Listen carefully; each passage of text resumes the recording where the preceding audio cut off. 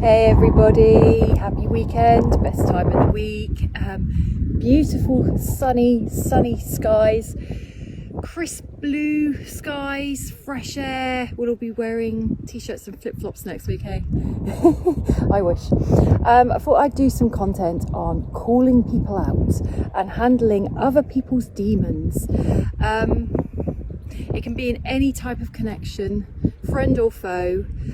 Sometimes we can see people's behaviours maybe more clearly than they can see theirs, and if we can guard ourselves from falling too deeply into emotions when we're having some kind of situationship with somebody, and be able to see behaviours and clearly, are we then able to call people out? So we might be able to see the demons that other people are carrying. We might be able to see it clearly, and it might not be clear for them because they might not be aware of them. They might not want to do the work on them. They might be very uncomfortable with them, and they might be projecting them back out. So, you know, if you highlight something to somebody and they get super defensive really quick, you've touched a nerve of some kind, some area they don't want to go near.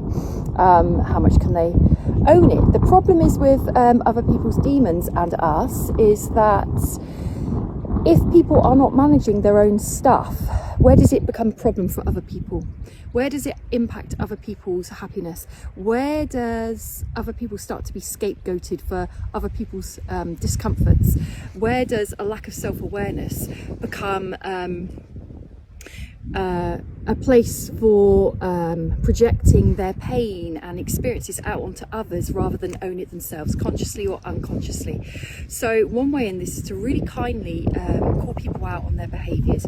Not an easy thing to do. It's not something I love doing, and it's not something I go around looking for either. There can be some avoidance in there, but when we call people out, it's because we're aware of something that might be destructive for others, harmful for others, hurtful for others, and we can see that maybe that person is not owning their stuff. They're not being accountable. They're not going, you know what, that's mine, or you know what, I'm acting in certain ways, I have certain behaviours because actually I'm really hurting, or even I'm sorry that I offended you that way. Or for example, we might need to call people out on offloading their stuff, and it might be that person is offloading all their stuff on you, but you know what, you're at capacity, you're exhausted, you've had a really bad day at work, you've got lots of stresses yourself, you've got no capacity for yourself, and you're being offloaded on. Are you able to say to that person from the heart, you know what, I'm really tired and I'm not feeling great, I'm not feeling myself right now, and how about I think I'm going to go home. I'm really sorry you're going through that, but I can't really give you what I'd like to give you on that right now. Or actually, right now I've only got 15 minutes. That's all I've got. That's all I can spare, I'm afraid, because I've got this, that and the other to do. So we're not really justifying ourselves. What we're doing is putting boundaries. So calling people out on their behaviours. Can we hold people accountable?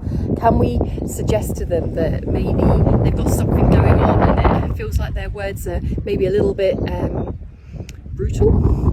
Their words might be a little bit abrasive, or they're harming you, they're hurting you, or their behaviours are, and that maybe they, in the nicest possible way, need to take a little look at some of their stuff.